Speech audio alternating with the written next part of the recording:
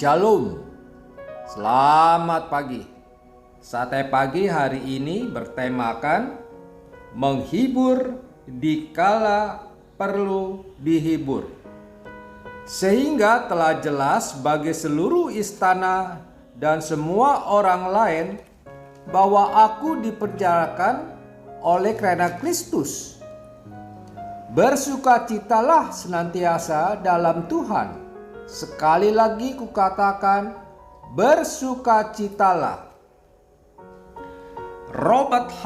Schuller adalah seorang pendeta dan penulis terkenal dari Amerika Serikat. Schuller dikenal karena bangunan gerejanya yang megah dan unik, serta perjuangannya yang gigih dalam membangun gereja tersebut. Setiap hari Minggu, ia berkhotbah di gereja kepada 11.000 anggota jemaatnya. Selain itu, Schuller juga dikenal dari buku-bukunya yang bersifat memotivasi dan dibaca oleh banyak orang, termasuk non-Kristen. Beberapa dari bukunya tersebut menjadi bestseller. Ketika tulisan ini dibuat, Schuller baru saja kembali ke pangkuan Bapa di surga. Ada kisah menarik tentang Robert Schuller sebagaimana diceritakan oleh anaknya. Suatu ketika, Robert Schuller sedang dirawat di salah satu rumah sakit di Amsterdam, Belanda, karena mengalami pendarahan di otak. Saat ia telah sadarkan diri usai menjalani operasi pendarahan otak, ia tidak menanyakan masalah penyakitnya kepada dokter yang menanganinya. Ia tidak bertanya tentang masalah kesehatannya dan kehidupannya.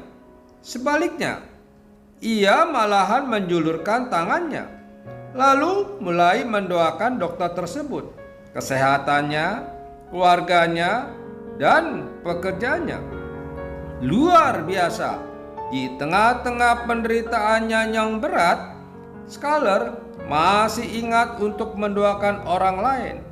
Ia masih peduli orang lain. Kisah Schuller ini mengingatkan kita pada kisah Rasul Paulus. Ketika Rasul Paulus menuliskan suratnya kepada jemaat di kota Filipi, ia sebenarnya sedang berada di penjara karena memberitakan kabar baik. Tentu, keadaan di dalam penjara sangat memprihatinkan, terlebih lagi pada zaman dahulu. Namun, Paulus tidak berada dalam kesedihan yang mendalam atau mengasihani diri sendiri. Sebaliknya, ia justru menguatkan jemaat Filipi dengan mendorong mereka untuk tetap bersukacita. Seharusnya jemaat Filipi lah yang menguatkan dan menghibur Paulus agar ia tetap tegar menghadapi hukumannya di penjara dan agar tetap bersukacita di dalam Tuhan. Namun justru sebaliknya yang terjadi.